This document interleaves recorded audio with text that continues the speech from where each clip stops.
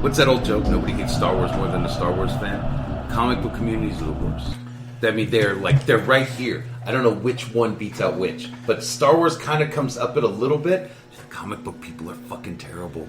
Dude, they're what I found about the difference, like, well, comic book is a whole different thing, but when it comes to Star Wars, it's like this. Most normal people who are Star Wars fans, and I am a Star Wars fan, right? Here's a true fact. I disliked the prequels. Now, you can take that statement with you. Sure. You can accept that and be like, okay, cool. He does not like avocados. He does not like freaking, wheat beer. And he doesn't like the Star Wars prequels. And just go with it. It's when they turn around and be like, but they're so awesome for all of these reasons, and if you don't like it, you suck. And then they like kind of almost force you in a position of defending your position.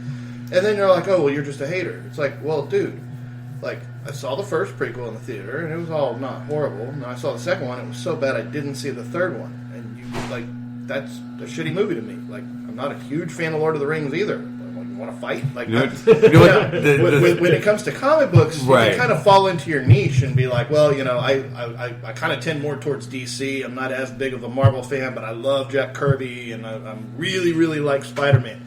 And most people are like, okay, whatever you collect, that's cool.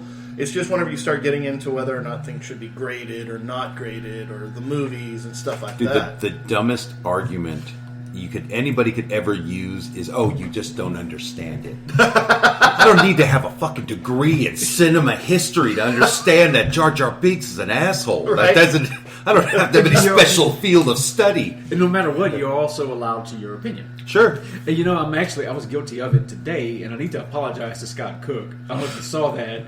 But I posted a thing with Pee Wee Herman in Jurassic Park today, and he made a comment. They're funny. He made a comment saying that he'd have to pass on that. And I said, I'm just a Paul Rubens fan. What can I say? And then he commented back immediately, well, would you go to a theater with him? And then not a porn theater. The guy's going to be busy. And then I went too quick, and I made this comment. I was like, dude, he was in an adult theater. Last time I checked, when people go to adult theater, that's more than likely what they're going to be doing. The floor's sticking out because of the soda. And like later, he was like, dude, I was just joking. I'm like, yeah, I know, but for some reason, it just goes back to, I bought my son, the box set of Pee-wee's Playhouse when he was a kid. And I remember he loved it. We loved Pee-wee Herman, loved Big Adventure. I mean, Paul Rubens is so talented. And next thing I know, some kid that he's friends with that's like 4 years older shows up at the house. And Noah says, oh, let's watch Pee-wee's Playhouse. And this kid that's like 11 tells my son, isn't that the guy that's the pervert? And I'm like, I feel as though I got to defend Paul Rubens all the time now, man. Right. Well, you got to do, yeah.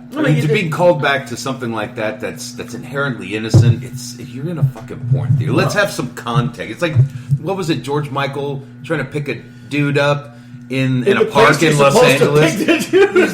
That's what they did. He was scoring where he thought he was going to score a date. Well, it's a dude trying to get a blowjob. Who gives a shit? I'm not going to. It just happened to be an undercover cop. I'm not going to judge somebody's kink as long as they're not hurting anybody. That's the other thing too. It's like I couldn't quite get is you'd have like somebody like Pee Wee Herman. The times were different then. Like now, like if it were to happen today, you could very much make the statement, porn's free on the internet, bro. Stay home. Yeah, like dude, back then, if you even wanted to get near porn, the boxes looked like Betamax players. You couldn't hide from that kind of thing, right? Yeah, it's like whatever. But at the same time, you'd have like you say George Michael. Okay, it's like, oh, he's gay. So what? He's cruising. He's a grown man. He's looking for. Dude, what's a handy? Looking for love. Yeah. Like, well, so what? Like, there are literally bars whose charter is for that very reason. Like, they're singles bars. And it's two adults. I mean, he was in England, though, wasn't he? No, it was in L.A. It was in L.A. Yeah, that's why it made all kinds of shit, because it was in Los Angeles. But I have the same mindset when it comes to with porn as I do with prostitution. I'm not going to hook up with any random person. I don't give a fuck if it's money or not money, because I was scared from a young age of STDs. When they showed me those pictures of like herpes and all that stuff, dude, I could not be the one night stand guy, because I was like, my dick's going to fall off. And I need other this people want for to do that, dude. If you guys want to bang, and I have no problem with two consenting adults. But it's that old thing. It's if a guy takes a chick out and he spends all this money and all this stuff, and they don't do anything, it's okay. It's a date. But if he skips the pretense and the female mindset, like, let's just give me that money, we can do this quick little action. I'm down for that, and then you can go home. That's crime. What's the difference? Right. I mean, one, you skip all the bullshit. Like, if we want to be real adults and not play games, let's be real adults. Can you have power over yourself? Are you consenting? Then you should be allowed. Well, I think, too, I mean, you get to, this is a lot more serious for, the Scarydad Podcast, but you get to most of society's ills, and you break it down into, not the symptom, but the actual root cause of it. And a lot of it is vice prohibition. So if you're like, okay, what's the root of illegal immigration? You have somebody be like, racism. No, it's not racism. It's not. It's the fact that there's a line, and on this side of the line, the drugs that people want are illegal, and on that side of the line, the drugs that people want are manufactured. And so the military-industrial cop complex and prison system on this side inflating the prices on that side, then you have got government treaties, so you've got the legit governments under the thumb of the cartels, which is just organized crime. You don't have to use the word cartel. Like that denotes it racism. is what it is. You can call it, the Gambinos or the the mafia. It just they got. And so then you've got all of the residents of northern Mexico that are pretty much, if you want to work, you work for the cartels, or you do the best you can to escape north. So you decriminalize drugs on the north side of the river. You take all of the bite, take all that all power of the away bad from guys them. in the south, south of the river. Everybody who wants to do drugs today is already doing them. And they just pay a whole lot less, and both sides of the border, the governments, the cartels would have to go legit, the Mexican government would get rich, the cartels would get rich, the states would get rich, and the people who are already doing drugs would just keep doing them.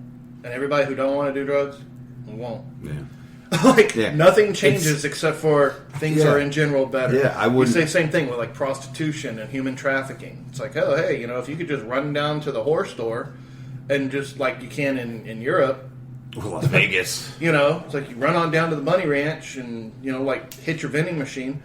Then, if that's dude, I got no issues. I've been in Vegas plenty of times. Never partook of that particular product. Wasn't for me. I'm a buffet guy. I like to go. I go to Excalibur and I look at the wall of desserts, and that's my heart-on right there. But people have to be the moral police, which is an interesting segue to our topic today. Yes. Welcome to episode. Oh, dude, we're 100 episodes away from 69. Remember, 69 was Florida Man. We've probably got some stuff. Yeah, to we talk got some about. new ones now. Man. We do Texas Man too, right? At this point. So we are at episode 169. It is February 3rd, 2021, and we are going back to our serious horror conversations. In this one, we're going to talk about the Salem Witch Trials. Oof. But first, the old business. all right. On this date, this date in horror history, so February 3rd, 1911, Robert Earl Jones was born. Where have you heard of him before? He's James Earl Jones' dad. Nice. He was in Maniac Cop 2 and Sleepaway Camp Part 2. That's pretty awesome, dude. That's pretty damn awesome. All right. 1950, we're just talking about Pee-wee. She wasn't really much into horror. She wasn't in a whole lot of horror stuff, but she was in Pee-wee's Big Adventure. Happy birthday to Morgan Fairchild. She played Dot. She played in Dottie the movie version. of Who's the guy? Dern? No, that was what's his name from Amityville Horror? Jason Brolin. Yeah, Josh Brolin. Brolin. Yeah, Josh. Yeah. God, it's so good. Josh is the son. Yes. Yeah, it's James. James Brolin's Brolin, name. yeah. Yeah. All right, 1961.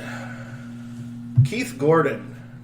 You know him from such classics as Christine. He played Arnie. Yes. Yeah, he was back to school also. Mm-hmm.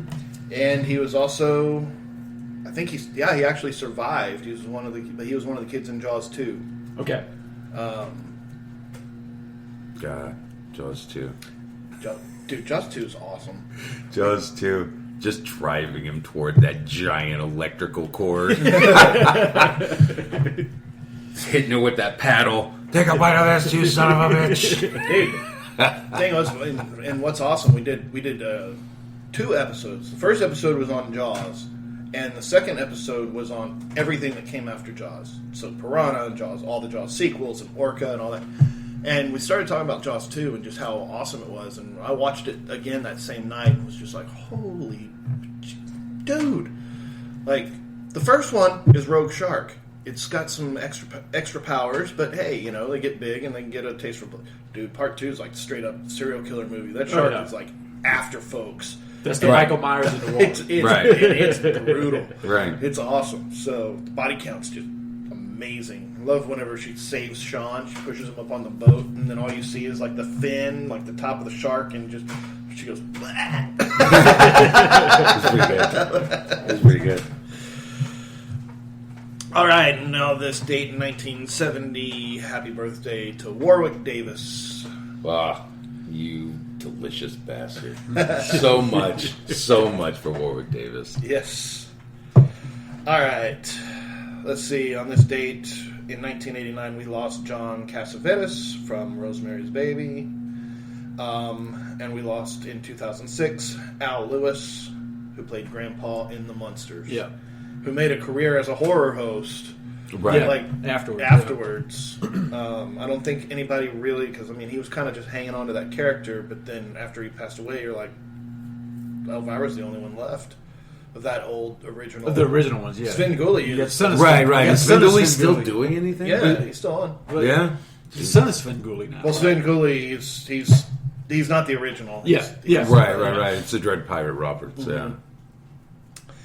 All right, and in movies, 1995, In the Mouth of Madness. Beautiful. Such a great film. One of the Beautiful. best, dude. Just- It's so underrated in my opinion, man. Sam Neill. Yeah. Jesus It's Christ. just a kick-ass movie. Dude, I was reading a lot of Lovecraft back then, too. Like, I went through this whole Lovecraft, I think, I probably read it all.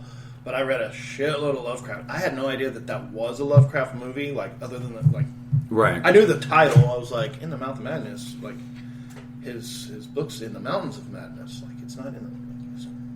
And then to see all of the just weird Lovecraftian creatures Tentacles and everything. everywhere. Yeah. It was That just that like, melding of Stephen King and Lovecraft. You know what's funny is, for me, that made Lovecraft better. I was always kind of half bored by Lovecraft.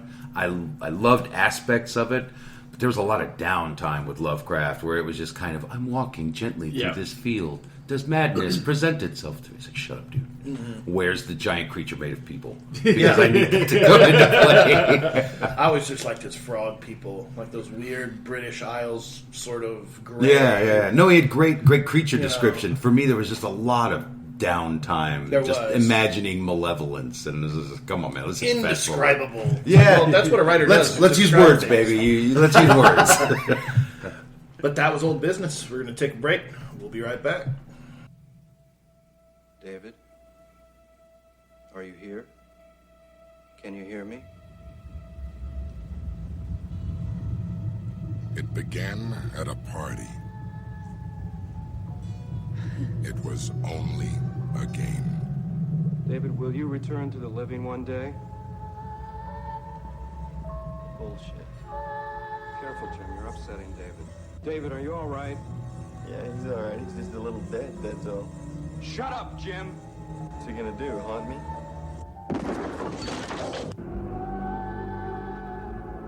Hello, Linda. This is Brandon. I just realized I left my Ouija there the other night. I'm having some friends over Sunday, and they want to use it. Besides, I want to contact David and see if he's calmed down yet. David, are you here? Are you still angry at Jim? David, where are you? Man, don't tell me you bought that crap with Brandon and that board. Oh, please. Boy, David, you sure know how to hold a grudge, don't you? David? I want to bring a medium by your apartment as soon as possible to exorcise the spirit. Okay, let's talk to some ghosts. David, where are you? You! Did you cause that accident at the site?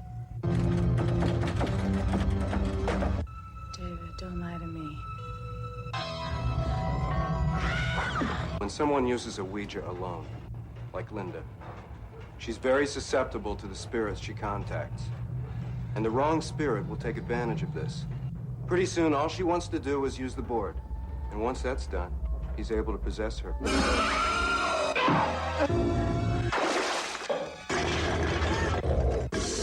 Linda has made contact. Linda, unlock the door. David is here, and he's playing for real. It isn't a game anymore. Witchboard. Don't play it alone. All right, it's time. New business is new business, and this is new business. Okay, we'll start with, of course, an RIP to very talented and hysterical Cloris Leachman. Oh, God. Who passed away at the age of 94. She lived 94 years, man. She lived a good life. And, of course, horror fans know her best from Young Frankenstein. Frau Blucher.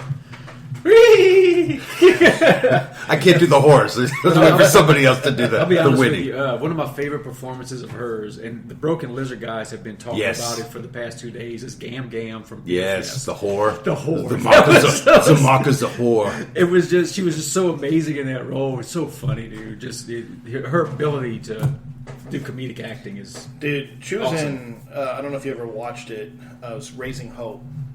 That sitcom, it was the one that came after My Name is Earl by the same guy. But Raising Hope was there's this kid had a one night stand with this girl who turned out to be a serial killer, and she ended up having a baby and then getting executed. And so he's the father of this baby, but never really knew the mother. It's a family show. It's a family show, and but she was the grandma, and it started off, and she's got Alzheimer's. And so, like, she just says the most random crap through the show. But she, like, chain smokes, and like she's just nasty and, like, says off-color shit. It's so hilarious. And then at one point, she has a moment of clarity, and she's got a cigarette in her hand. She tells her, you let me smoke? She's like, you've been smoking forever. She's like, I quit 30 years ago. Don't let me smoke. Right? She's like, I won't know the difference anyway. It's very good. But yeah, it's been great seeing all the dedications to her and people giving their stories. Mel Brooks did a little write-up on her. Died of natural causes at her home at the age of 94 with her kids by her side. Hats off to one of the best. Definitely. Oh, yeah. All right, moving on to other news. The Army is currently working on what they consider Frankenbots. They're actually designing cyborgs with living tissue. And what they're trying to do is, I mean, we've seen all the robotic dogs that are coming out from, is it Boston Technologies that are coming out with that one? What they're thinking they can do is by incorporating human tissue in the joints, they'll actually get better movement from the robots to where they'll be more agile. There's no logic in that. I mean, come on, dude. The thought of living tissue and machinery meshed together brings up images of grotesque cyborgs, of course. Skylink. Right at the Army Research Laboratory, they are working on robots with organic muscles. So they can blow them out. They want to fuse living tissue with cold metal to build robots that may be able to gain the agility and versatility of living creatures. That is the end goal of this. Biohybrid robotics as a field is very young. Today's robots' primary limitation is power, strength, and versatility. They can perform limited tasks for a certain amount of time, but it's not really on the order of magnitude that a human can do the same thing. So that's they're slowly building us up to our robot takeover. I've no history in any form of science that would allow me to offer any real insight. I'm fairly certain that person is retarded. Yeah. I'm just saying. That makes no... Why aren't we just pushing carts instead of driving cars? People are obviously strong. I don't know if you ever saw it, but there was actually a mashup, like a master cut. But Joe Rogan had Alex Jones on his show talking about things one time, and he had Elon Musk on his show talking about things one time. And when both men got to the subject of artificial intelligence, they both said the same thing. Alex Jones said it a little bit more metaphysically, and Elon Musk said it a little bit more technically, but they literally said the same thing, and they super cut it together to where they were almost like Alex would say something, and then Elon would back him up. Right. So, but essentially what they're saying is that with artificial intelligence and social media and big data collection the way it's been, is that we are feeding the machine, right. Whatever the machine may be, we are feeding the machine us. We're feeding it the best of us. We're feeding it the worst of us. And everything in between. And at some certain point, there will come a time when it switches on, and it will have a judgment. It will decide whether the good outweighs the bad or vice versa. And both of them were talking about it in a sort of religious sort of context, in that, like, there may not be an actual God right now, but there's one kind of in the womb that is on its way. Right, when it comes to that whole omniscient being that just knows all and has access to all. Sure. Frightening shit. And then they're like, okay, we're just gonna implant, we're just gonna make the robots as super capable as we possibly can. I should have brought this for new business, but I was reading this morning about the new Mars rover is supposed to be landing next week, if I'm not mistaken. Next week from the day of this episode coming out. And it has been equipped with a higher intelligence AI to where it'll be able to learn better while it's going around, the planet. And I was actually thinking, wouldn't it be just so sci-fi horror-esque if, how we can... they'll show where they feed a computer with AI. They make him watch a whole bunch of a certain movie. Then all of a sudden he becomes a psychopath. The Martians are underground, and they grab this AI and they teach it, to hate us. And then it's sent back to Earth to just go ahead and destroy everyone. And they've already got the one they just saying turn it itself. into like an ultimate Megatron transformer. Yeah, exactly. Where it's like a little dune buggy, and then it just like. And then we'll be outside. We made you as it guns us down in the front yard. Oh. Okay. Oh. Next up, we got another Will Greenlee. Okay, so Will Greenlee, as you might remember, Boom, is the reporter from the TC Palm down in Florida who likes to pleasure us with knowledge of things that we pretty much already know about, but he talks to us like we're kindergarten. He's a caring man. He's a nurturer is what he is. Okay, so today's Will Greenlee, the headline reads, "Man jailed after snoring loudly at McDonald's." That son of a bitch. Okay. I hope we get a thing on sleep apnea. Indian River County. A 28-year-old man was arrested after snoring loudly and apparently sleeping behind the wheel in a McDonald's drive-thru. The case of the dozing dude began at 3:47 a.m. when an Indian River County Sheriff's deputy went to McDonald's on a report of a suspicious vehicle. The deputy spied a man in a Ford pickup truck in the outside McDonald's drive-thru lane snoring loudly. Now, we're about to get Greenlee, so I'm going to give you a multiple choice question. Okay, here we go. Do you think Greenlee's going to go into the history of the Ford Automotive Company? Mm-hmm. Will he go into the history of McDonald's and explain to us their menu? Mm-hmm. Or will he go ahead and explain to us what snoring is? So, the snoring one sounds like it would make the most sense, but I don't know. I think I want to gamble. I'm going to go with... I'm just going to go off the rails. I'm going to go door number one. I'm going to go with the Ford. You should have went with your initial intuition. Oh, I was thinking too logically. Snoring is a hoarse and harsh sound that occurs when air flows past relaxed tissues of your throat, causing the tissues to vibrate as you breathe, according to the Mayo Clinic website. Snoring can be caused by a number of factors such as the anatomy of your mouth, sinuses, alcohol consumption, allergies, a cold, or your weight. The man seemed to be sleeping in the drive-thru as opposed to sleeping with the enemy. A 1991 movie star. We're getting a double. Oh my God, 2 for 1.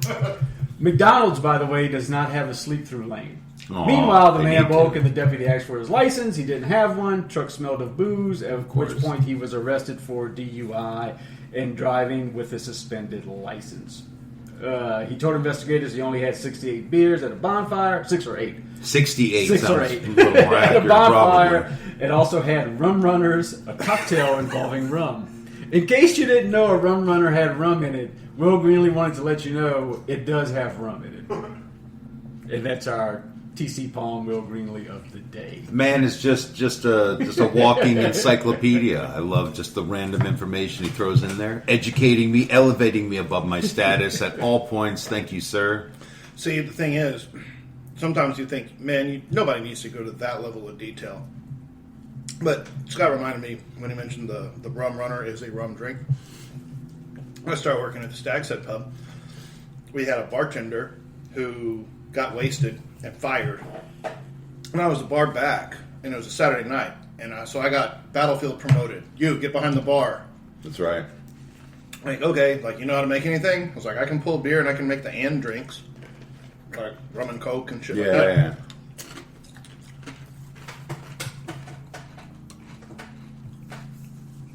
I ordered a Roman Coke. Roman Coke. Right.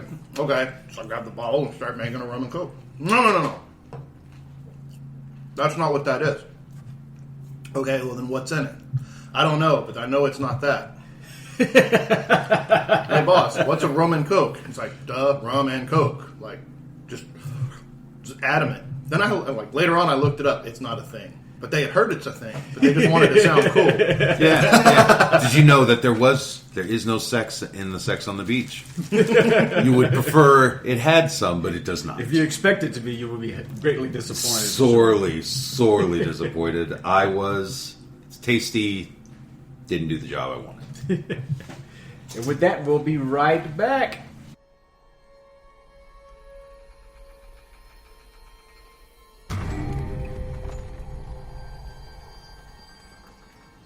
What went we out into this wilderness to find? Leaving our country, kindred, our fathers' houses.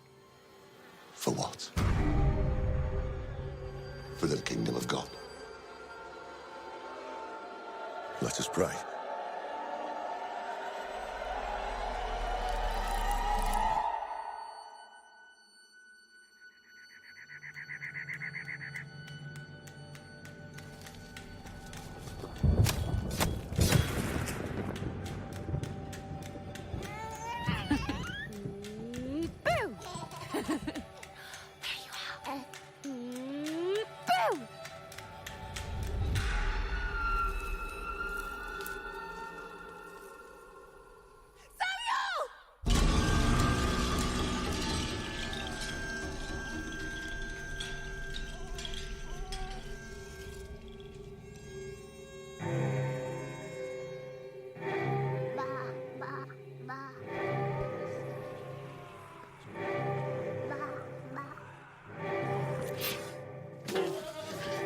You've cursed this family.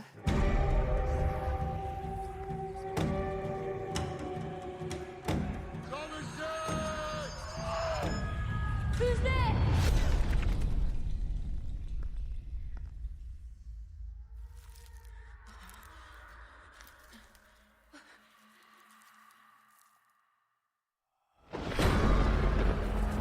Oh God, my Lord, I now begin. Oh, help me and don't leave my sin. For I repentant thou shalt be. From evil I will turn to thee. None ever shall destroy my faith. For I repentant thou shalt be. Oh God, my Lord, I now begin. Oh, help me and don't leave my sin. For I repentant thou shalt be. From evil I will turn to thee. Receive the report.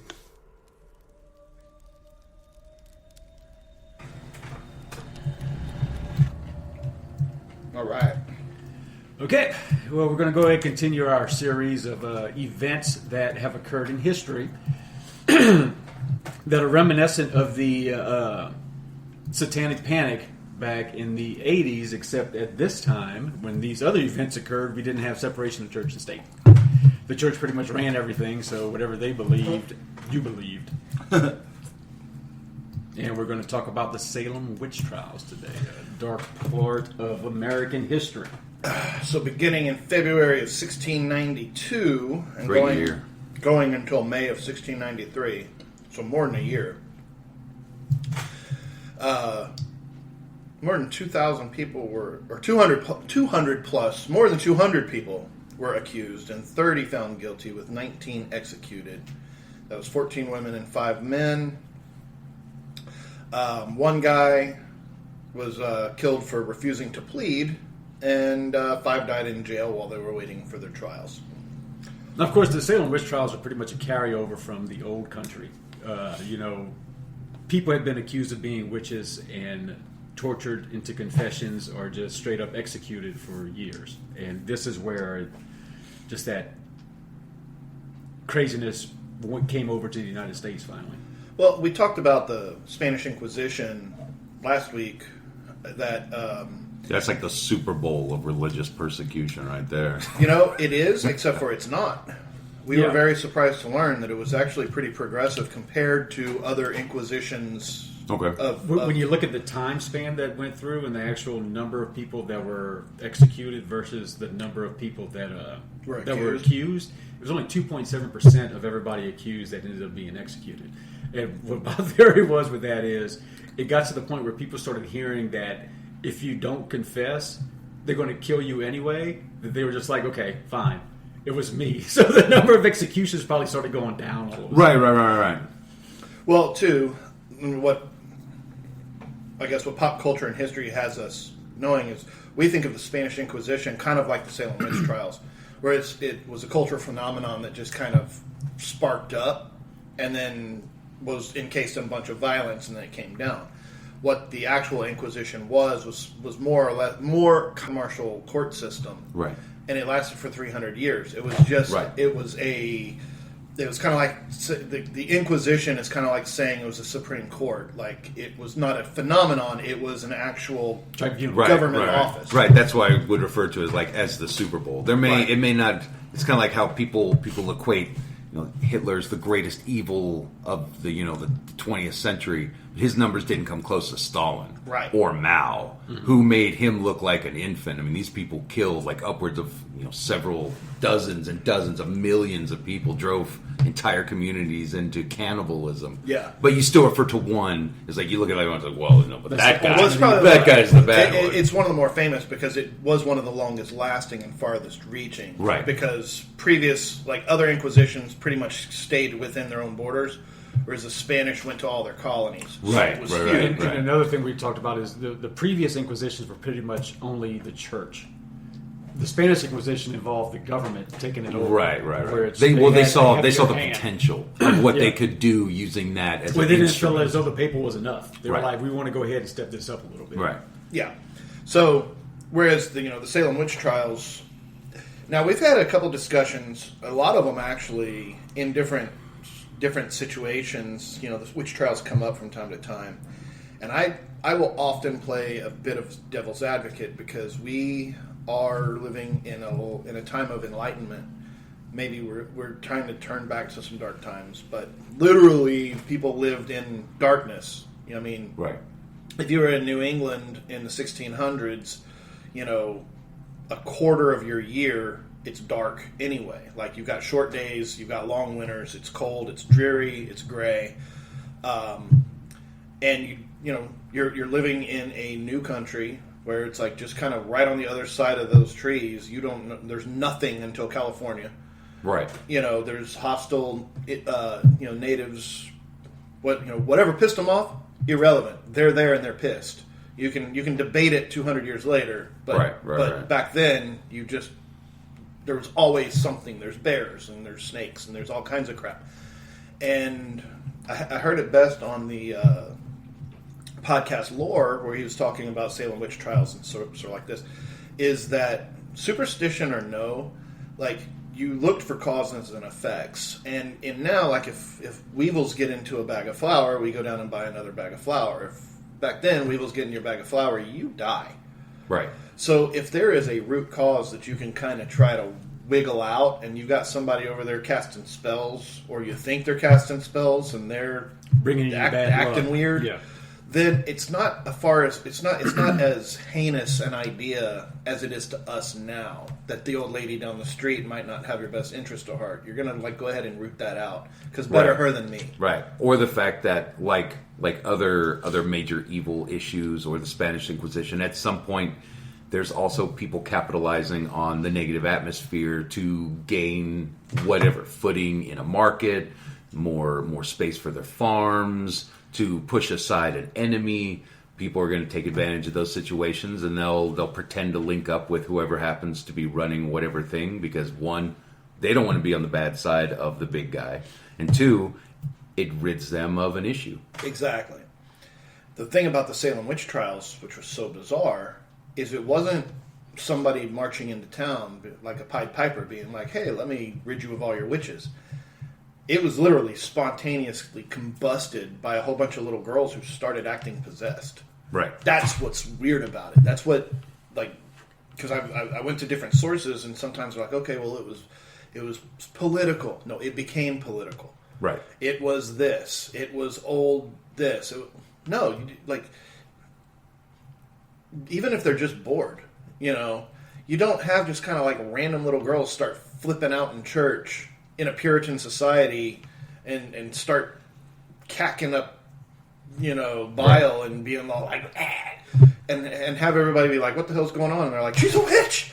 Like, just cut from whole cloth. Like, that's what's weird about Salem versus other witch trials in the past is, maybe you did have somebody that was a weirdo that was actually causing trouble, and they're like, we have cause to look at you strangely. Whereas this, they're like, okay, why are the girls acting weird? Sure. Why are the girls messed up? And they're like, I have been cursed by her. And they're like, oh, shit. And her.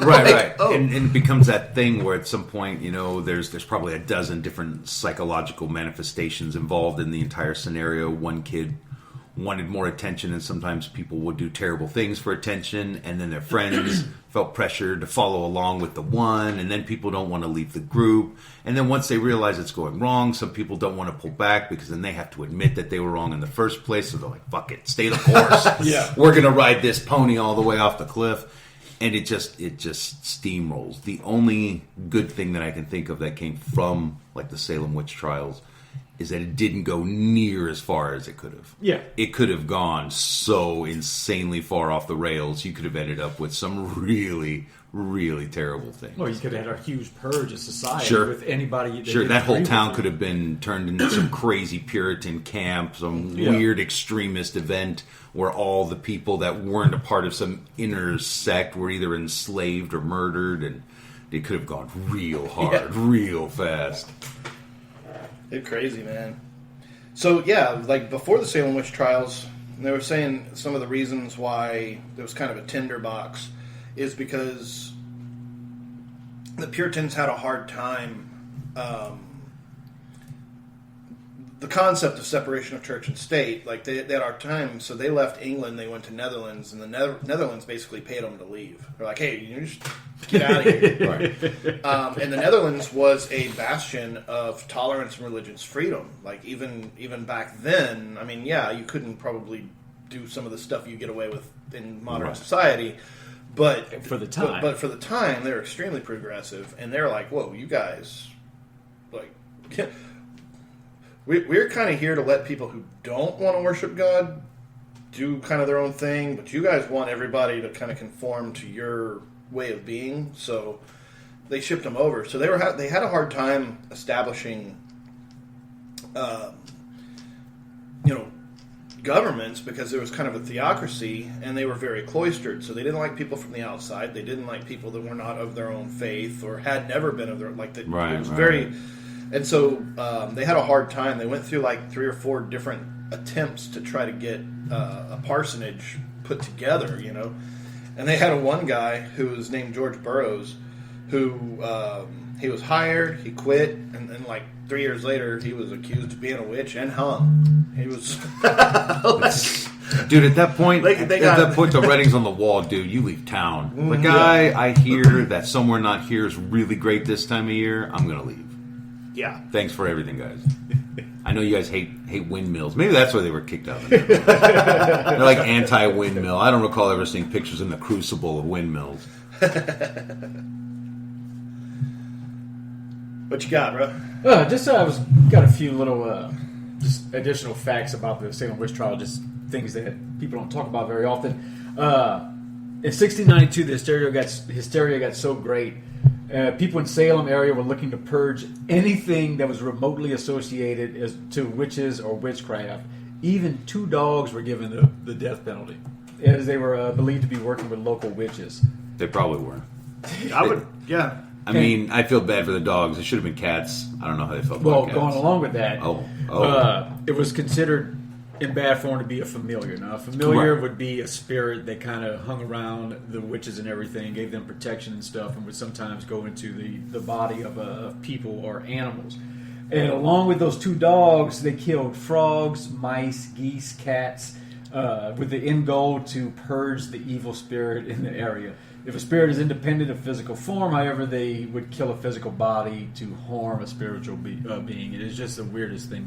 They were just purging everything. I like that they weren't terribly selective. That they would give everything its fair due. It's like that little parakeet son of a bitch has got to go. You know, they didn't just pick on one animal. They're like anything that walks, crawls, talks, barks, tweets. That sucker's got to go. We're done with it. They were very, very integrated people.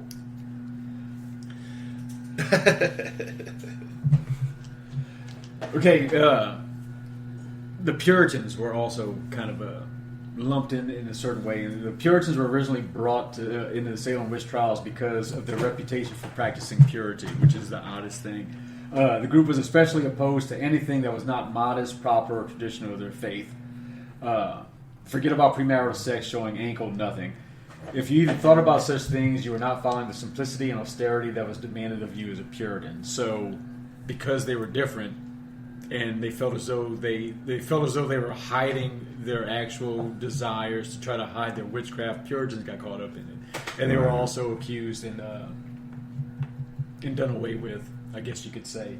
And even though they only executed They ended up executing 19 people, but the problem was that, like, just like you said with the Spanish Inquisition, it's like the one guy who was accused of witchcraft, they stacked stones on him till he died because he wouldn't confess. Yeah, so if you confessed, then you got executed. If you didn't confess, then you got jailed and tortured. So it was kind of like a no-win situation. And that was kind of the thing. Like, again, trying to play at least devil's advocate is like, you know, it's like you have your books. It's like with the stupid bullshit now with the virus. Like, they're like, oh, you know, if one mask works and we're at this percentage, 2 masks should be like, dude, they're throwing shit at the wall and sees what sticks. Back then, like, oh, well, you know, it's like we're surrounded by devils all the time. They've obviously made themselves known. You know, this person's always been acting weird. This one has a strange birthmark. This one's got red hair. Like, dude, those conversations had to have, I mean, if you listen to them today, it would probably sound insane, but back then, to some people in that area, it would make sense. And walk up like, hey, Judy, how's it going? Did you hear about Tom? He's got the devil's mark on his neck, like that son of a bitch. Somebody go and tell somebody. Well, it's just like the same thing in like Monty Python, where it's like, she's a witch, you know. It's like good. It's like how did you see him without his collar? Right. It's like, oh, you're a witch. You're a witch, dude. And it becomes this de facto get out of jail free card. It's, you know, you go to the store. It's like, hey, did you pay for that? You're a witch! Somebody get this motherfucker! And then they get to take their whatever snacks. I can't think of what they were eating in ancient Salem, Massachusetts. But it had to, at some point, people were just using this to get away with it. Chowder. It's a chowder, you fuck. It's like we were talking about the Inquisition. That was happening with the Inquisition. Go to the bar. There was actually one inquisitor at one of the provinces. They finally ran his ass out of town. But basically, if he saw a woman he wanted to hook up with, her husband or her family, they were heretics. We need to go ahead and kill them. Boom, yeah. And he was using that to his advantage. It's people taking advantage of that. You mentioned the current pandemic. Another big problem with the Salem Witch Trials that's leading up to that time, which made people go nuts, was there was a smallpox outbreak about a year before the witch trials.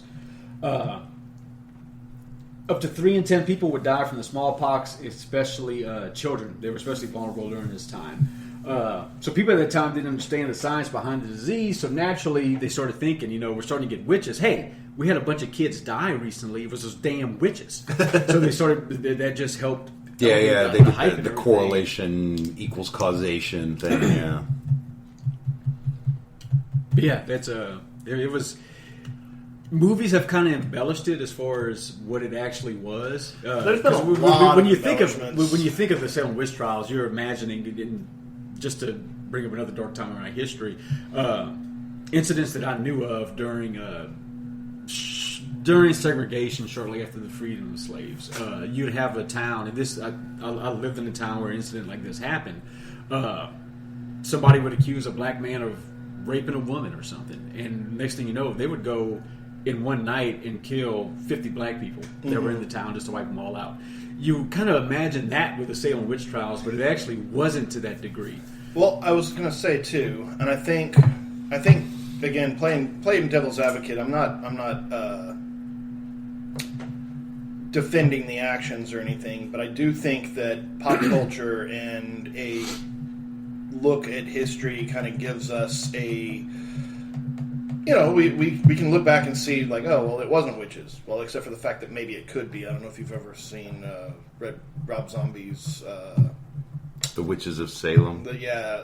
Lords of Salem. Lords of Salem, yeah. But, that being said, like, I don't think that... I think there was very few people, especially in the Salem Witch, but these people took themselves very seriously. Mm-hmm. And they had traveled continents and across deadly seas and fought disease and stuff to try to set up a society. I don't think that anybody was sitting there like Mr. Burns and being like, okay, let's purge the witches. I think they were actually legitimately scared and they were trying to root out... Because, again, they didn't believe in God as a sort of strange concept. Right. I mean, God was... It was absolute. It was absolute. Right. And angels and demons and all of this was 100% of their existence. Right. We didn't have science back then. Right. Well, it's like well, even if they did have... Like, they had science to an extent, but it's kind of one of those things, like for example, it's like, why are all of these Catholic saints brewers, right?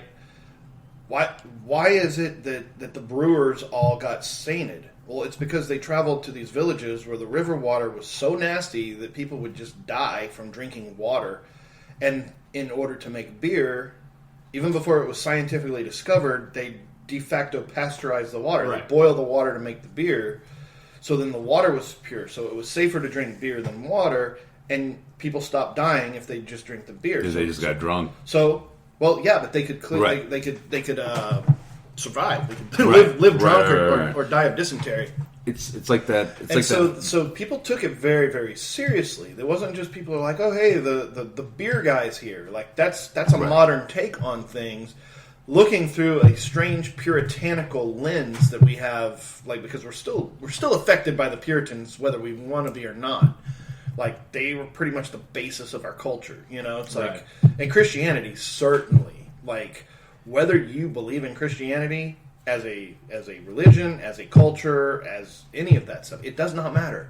Right. You're technically a Christian because you're not a Muslim, you're not a Jew, and you're not a Hindu, and you fall under this umbrella. You fall under this umbrella, and it affects the culture, it affects our laws, it affects so many things that make it, like your fundamental beliefs. Even if they're not your fundamental beliefs, your fundamental antagonistic beliefs are based in Christianity, right?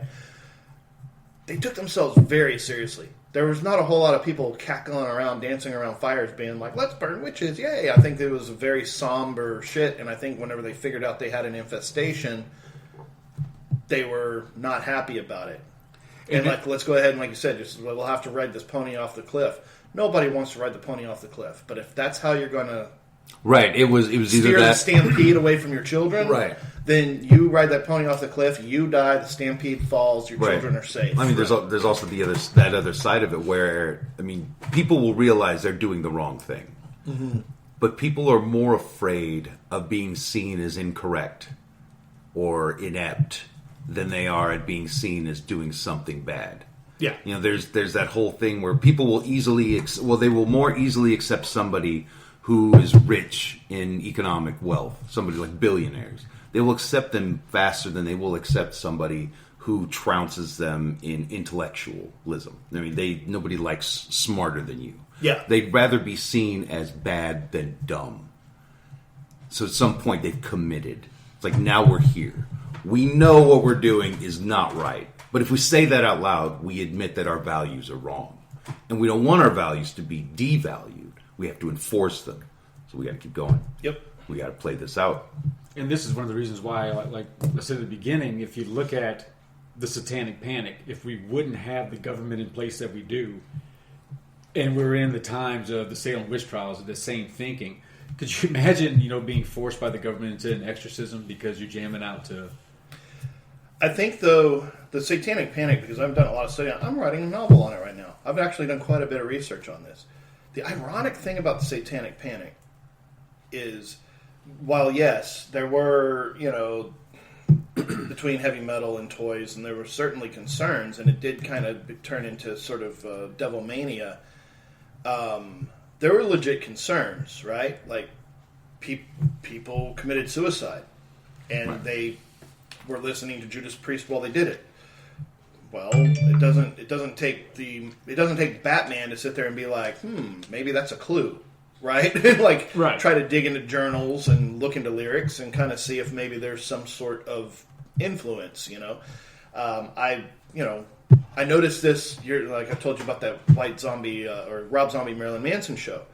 I had this observation that you could tell the difference between the Zombie fans and the Manson fans, and that the Manson fans still had like Manson-esque look to them in their 40s. The Zombie fans not so much.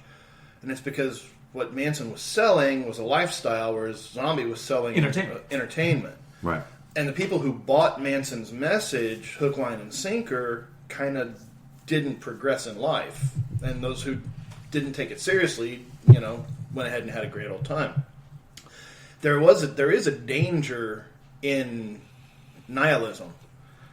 Now you scale back 80s heavy metal with some exceptions of things like Wasp and some Motley Crue stuff. There's mostly love songs and Hairspray. It's mostly. Like glam metal was all picking up chips. But I mean, I don't know if you ever listened to like Venom and some of that black stuff. Say Slayer coming out of California. All day. There's some dark themes. Yeah, certainly things to be concerned about. It wasn't necessarily a mania. What's ironic to me is the satanic panic ended with literally satanic kidnapping, suicide, or murder in Mexico. So like right in 1989. The spring breaker, his name was Mark Kilroy. He was in South Padre on spring break. He got kidnapped by a Santeria satanic cult. He was bludgeoned to death. They took his skull and spine out. They sacrificed him to whatever god that they were worshiping in Matamoros. So just on the other side of the border.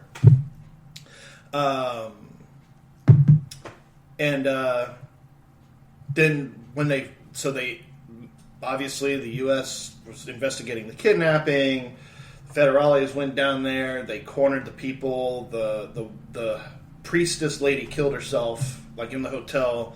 And the other guy got in a shootout with cops. But it was a straight up, legit satanic cult that was kidnapping children and sacrificing them. They just grabbed an American on accident and got eyes on them. Right. And then the satanic panic went away.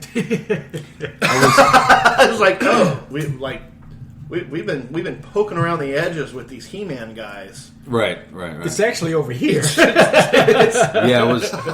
My wife and I watched the documentary on the Night Stalker on Ramirez, and I'd done it summer on serial killers when I was in college, and we sat down and watched it. And they start talking about whenever at some point he started using some satanic imagery, referring to himself as the devil or as a Satan worshiper and things like that.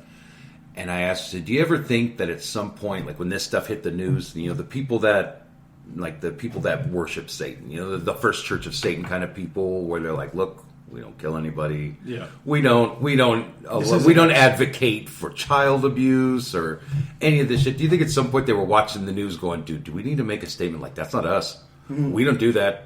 We're not that guy. That's crazy. We're over here like, we want our own freedom from you. We just want to maybe raise the hairs on the back of your neck. We want to push that envelope a little bit.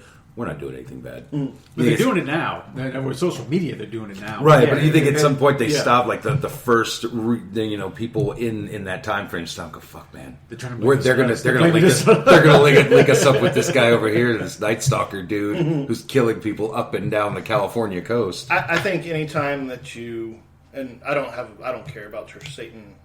And if anybody was like, hey, I go to Church of Satan, I'd be like, sure, whatever, dude. I think anytime that you take an icon of that magnitude and be like, this is who I identify with, then you kind of deserve any sort of nose looking down at that you get. People are like, oh. It's one of those, it's like, look, you're a vegan. That's fine. You don't want to eat meat, whatever. I don't care. The moment you look at me when we meet, it's like, hey, how's it going? I'm Boom. Like, oh, I'm Susie. I'm a vegan. Now I'm going to fuck with you. All right. I wasn't going to fuck with you when you only ordered the salad. I don't care. When you only drank water. I'm noticing you're not eating meat for a few days. I'm not going to say a word. The moment you start being like, oh, I'm a vegan. I believe in veganism. The thing that drives me nuts, and again, this is one podcast. If somebody will listen to this and be like, man, you're an asshole. I'm like, I'm not. I think it's funny to me when... or it's annoying to me. People are like, oh, I hate vegans. You don't hate vegans. You know vegans. Maybe you don't know. People who define themselves by shit they don't do, and that's their personality. It's a holier-than-thou attitude. It's like, I'm an atheist. Oh, really?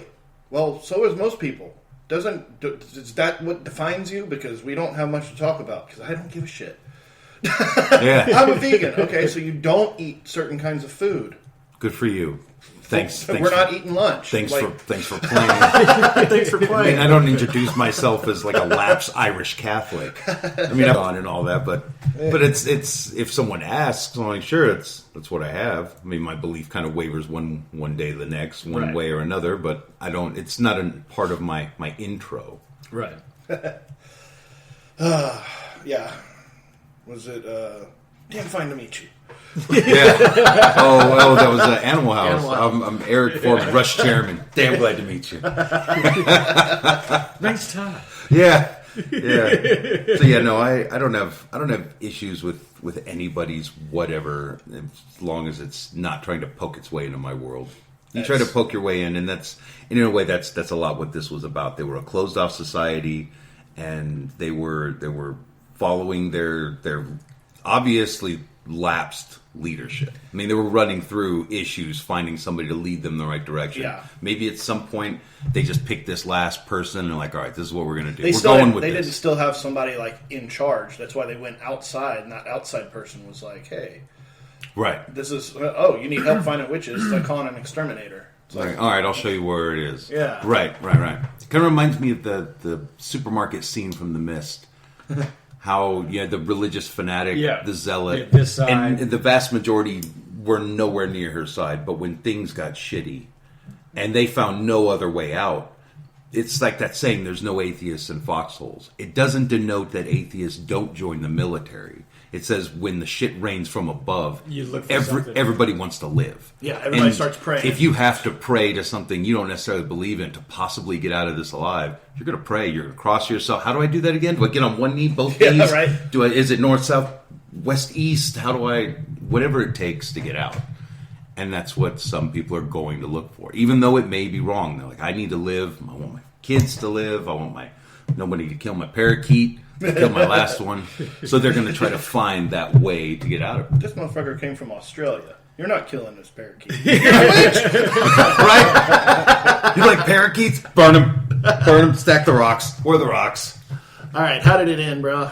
Finally, the Salem Witch Trials probably would have never ended until the governor came down, Governor Phipps, and said, what the fuck is wrong with you people? He basically came down and said, look, chances are y'all are killing some people that actually haven't done a damn thing. So this ends today. And that's when he went and just shut it all down. And that was it. Sometimes you need Dad to come down and beat that ass to let you know that you need to clean your room. And what's funny is, out of all the trials, every woman that confessed was jailed. Every woman who denied was hung. So basically, you had no way out other than confessing. Right. You know, there was no trial. Right. Once you were accused, that was it. You either confessed or you died. And you know, the few people that did die, they were probably just so vehement and stern in their beliefs. They refused to, because they knew that they weren't. And they ended up being killed. Pride cometh before a fall. Huh? And while reading about that too, it was the Puritan view was not that women were.